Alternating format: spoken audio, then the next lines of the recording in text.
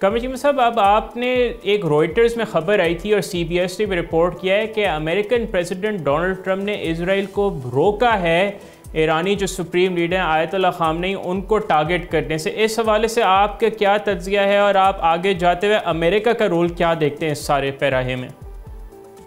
देखिए, अमेरिका का रोल जो है वो बड़ा अहम है। इस वक्त अमेरिकी सदर डोनाल्ड ट्रंप ने ही फैसला करना है कि चीज़ों को कब रोकना है, कैसे रोकना है। मैं समझता हूँ ये एक इम्पॉर्टेंट चीज़ है, लेकिन एट द सेम टाइम मैं ये भी समझता हूँ कि सारी बैनुल अक़वामी कम्युनिटी को समझना चाहिए कि अगर इसी तरह इजराइल को ये अथॉरिटी मिल गई कि वो जब मर्जी जिस पे मर्जी चढ़ाई कर दे और वेस्ट के अंदर ये सारा उनको ये रूल्स बेस्ड ऑर्डर की जो हमें लेक्चर मिलते हैं वो उसका का क्या फ़ायदा है। अब इंडिया को देखें, उसने पाकिस्तान पे हमला कर दिया, ना कोई एविडेंस थी, ना कोई किसी उनके पास कोई शवाहिद है ना कुछ, लेकिन पाकिस्तान पे हमला कर दिया। वो तो पाकिस्तान की जारी बात है ताकत थी हमारे पास, तो हमने उनके मुंह बंद करवा दिए और इंडिया फौरी सीज फायर के लिए तैयार हो गया।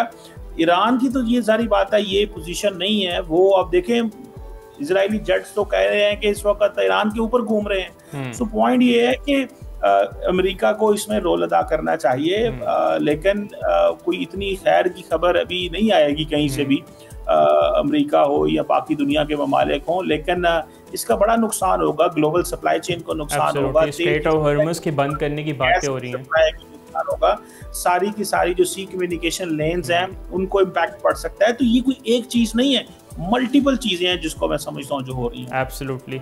अच्छा डॉक्टर साहब, अभी आप जैसे एक कोशिश तो ये भी बहुत जोर से हो रही है ना कि ईरान में रिजीम चेंज लेके आया जाए।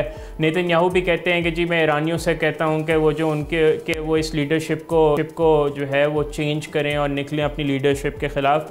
और जैसे ईरान के अंदर लेफ़्ट विंग भी अब वक्त के साथ साथ जो उनकी यूथ में वो स्ट्रेंथन तो होना है, बट आपने ये देखा कि जब इसराइल ने ईरान पे हमले किए तो वहाँ पे भी यकजहती एक यकजा हो गए, एक समझे उनका जो रज़ा पहलवी के ख़ानदान को छोड़ के बाकी सब जो है अपनी लीडरशिप के पीछे खड़े हो गए। तो आपको इस मामले में क्या नज़र आता है? आपको कोई नज़र आता है कि ईरान में कोई रजीम चेंज का जो है मुस्तकबिल करीब में कोई ख़तरा हो?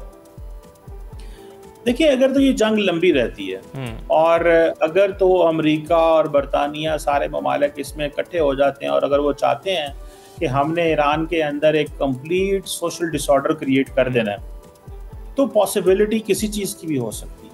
देखिए, वहाँ पे भी लोगों के अंदर हो सकता है कि गुस्सा हो, क्योंकि एक यंग जनरेशन है जो समझते हैं कि हमें दुनिया में कनेक्ट करना चाहिए।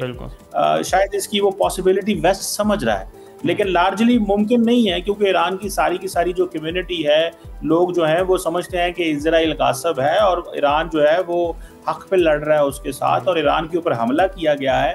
तो मैं समझता हूँ कि ये एक this is something very big. इसको ये करना सारा कि ये रिजीम चेंज हो जाएगा, it's too early to comment on this. लेकिन क्योंकि ये अल्टीमेट गोल है तो लिहाजा बातें होना शुरू हो गई हैं, एंड क्योंकि ईरान उस ताकत के साथ रिप्लाई नहीं कर रहा जिसको दिन रात उसको रिप्लाई करना चाहिए, बिकॉज अगर वहाँ पे उनको इस चीज़ का पता है कि हमारी टॉप लीडरशिप को भी एलिमिनेट कर दिया गया है और हमारे स्ट्रेटेजिक एसेट्स भी एलिमिनेट किए जा रहे हैं, तो मेरा ख्याल है कि ईरान अब तक क्या कामयाब हुआ है, क्या इजराइल की टॉप लीडरशिप को एलिमिनेट हुई है, उनके हेडक्वार्टर्स पे हमले हुए हैं। सो मेरा ख्याल है बहुत सारी चीज़ें उनको करने की ज़रूरत है अभी, ताकि इस तरह तो आई थिंक